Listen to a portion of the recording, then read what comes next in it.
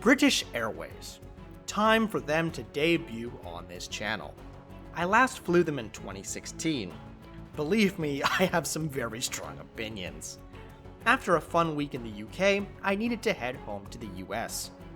I ended up flying out of Inverness, an airport every frequent traveler should know about, as the Scottish Highlands are exempt from the UK passenger duty tax. In fact, the only reason I visited Scotland was because I could avoid the taxes flying out of Inverness. Put that on a tourism ad. There's also frequently, creatively priced flights in first and business class originating from Inverness. I'll cover it in more detail in the next video, but let's have this little amuse-bouche in the meantime.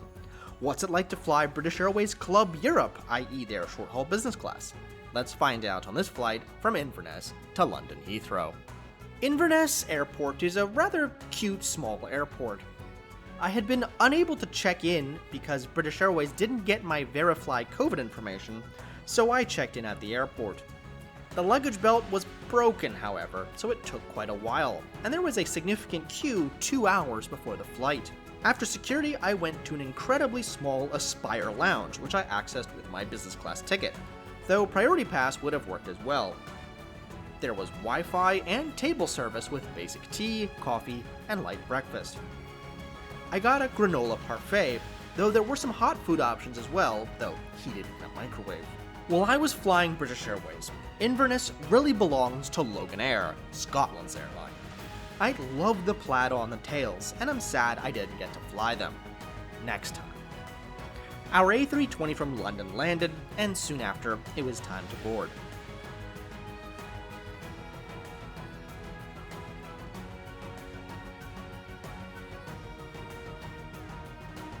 No jet bridges here, and thank God it wasn't raining in Scotland for once.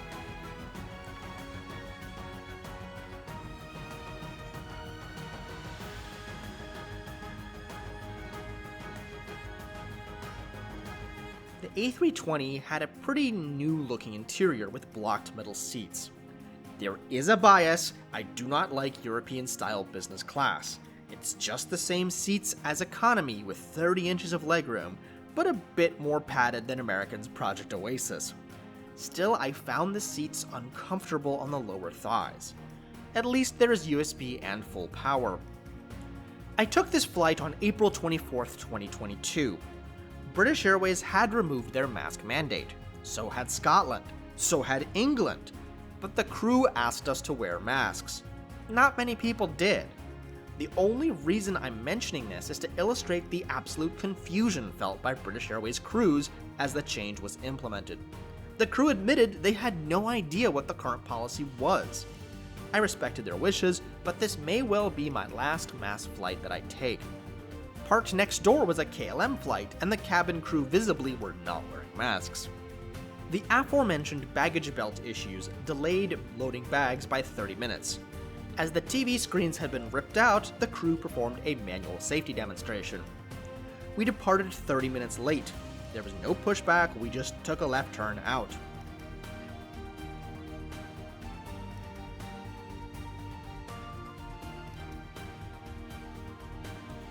Flying time was just over an hour at 11,000 meters.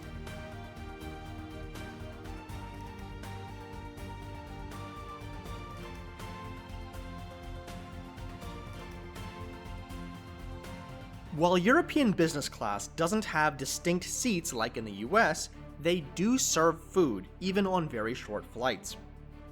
On this flight, there was a choice of Caesar salad or Cajun chicken. I ordered the salad, which I have no idea how one calls Caesar. Eggs, crouton, and greens, sure. But tomatoes? Avocado? That's not what goes in a Caesar salad. Still, I was impressed by the Dough & Co. catering, as the salad was pretty tasty, though the avocado had long since oxidized. The coleslaw was quite flavorful, while the apricot pudding was quite delicious. Economy got water and a snack, with food for purchase. Wi-Fi was also available, though I didn't feel the need to pay for it for the 1-hour flight. There was no streaming entertainment at all, other than the magazine. I should call out the flight crew here. They were very friendly and proactive. I hear that British Airways flight crews can be really hit or miss, but this crew was great. We flew down from Scotland, over Birmingham, before descending to land at Heathrow.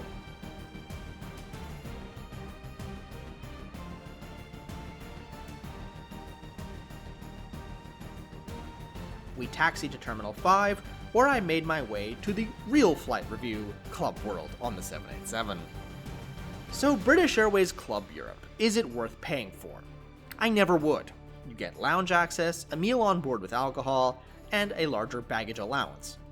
But for someone who refuses to pay cash for first class in the United States, no way am I paying for this, unless the upgrade charge is reasonable. But I did enjoy this quick flight, with good food and a friendly crew. Just 30 inches of legroom in a coach seat though means I can't in good conscience recommend it. Thanks for watching. If you like this video, click that button and please subscribe for many more flight reviews to come.